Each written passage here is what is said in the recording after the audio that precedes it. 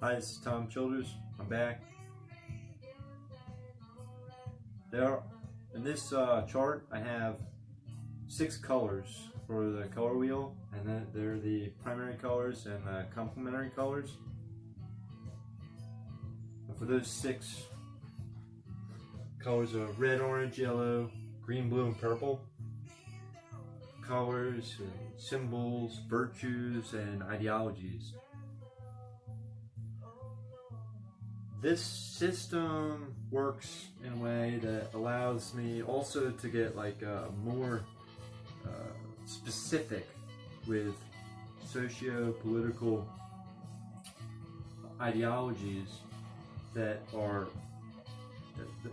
more reflective of what today and what our modern history embodies. Which are actually like the spaces in between the 6 primary points.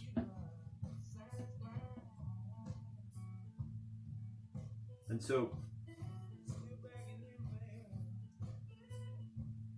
for example, specifically between yellow of sovereignty and green of anarchy and revolution, there is this middle ground of hyper-localism. Now, previous versions of this chart I used words of independence and separationists. And Taleb's label of hyper-localism brings forward into the present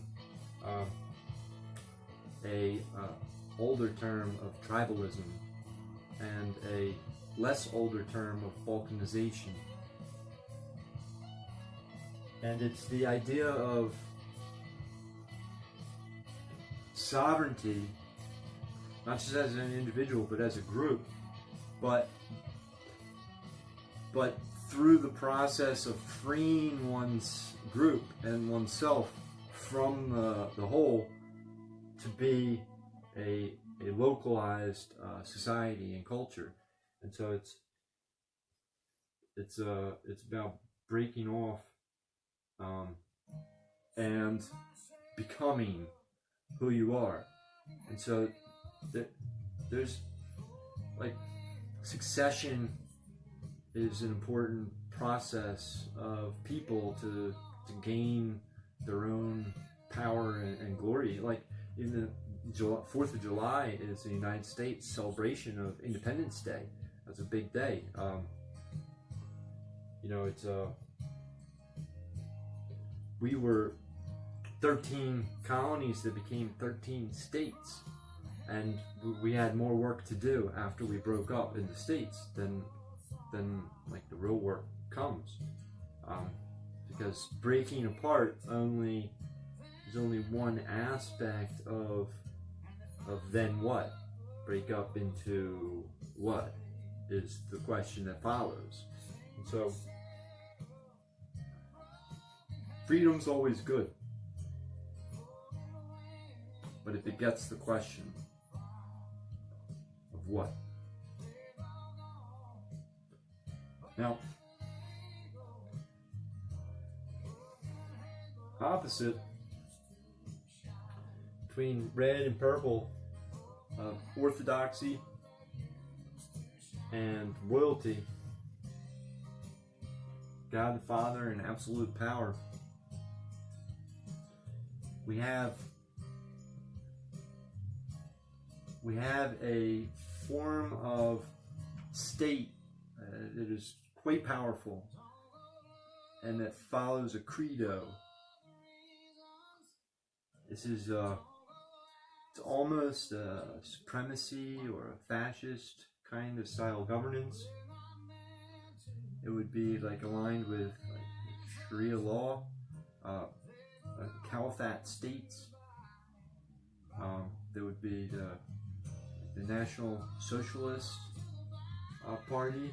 It's the National Socialism is the space between purple and red, and it's a combination of absolute power with a set of like a guidelines of rules that organize society, and that the governance that has ultimate say goes off of. And so it's a very top-down structure, and it pulls from sacred truths and abstract principles, and also the control by those who wield the power as individuals. So they're like quite opposite. This is like the kingdom, and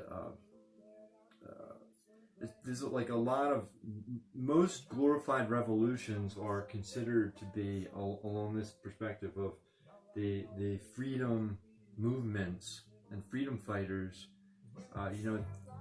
William Wallace in England against the feudal overlords, but it ends up not so working so good, because the people on the top were able to like make negotiations behind his back, so that although they won, the leadership stayed on top, and it never really resolved itself into hyper-localism, because they just changed what their identity was on the top after they fought each other without having something to do once they had to fight.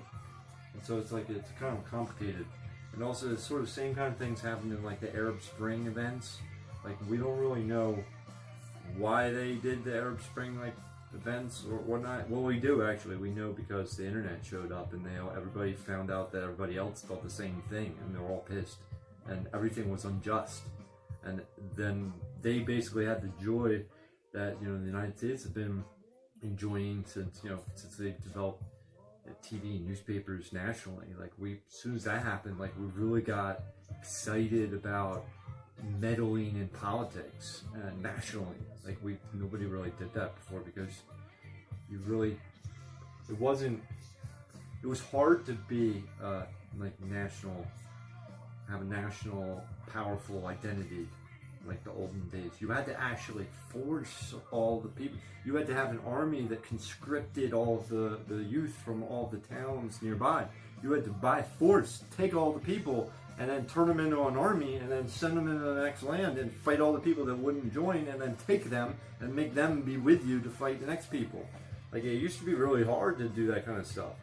I mean, people would do it, but it was very difficult, because everybody wanted to be about their business. It's like people in general don't.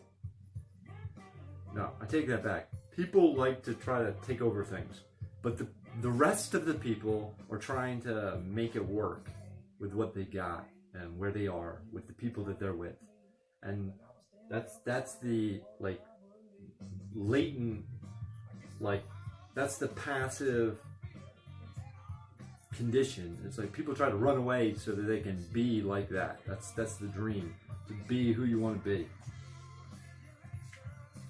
And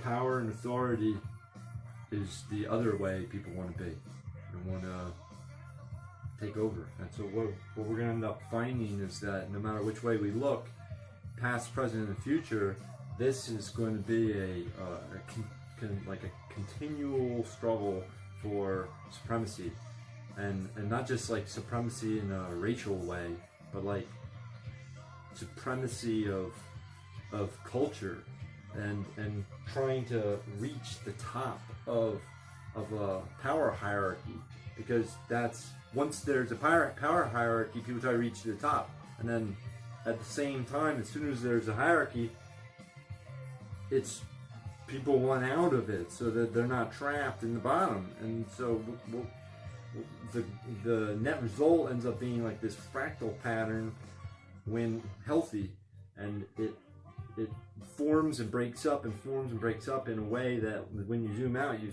can look at it and be like, oh, well, that actually follows the same sequence as it had followed from a broader perspective.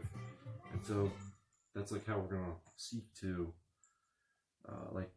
mediate the circumstances of metaphysical history.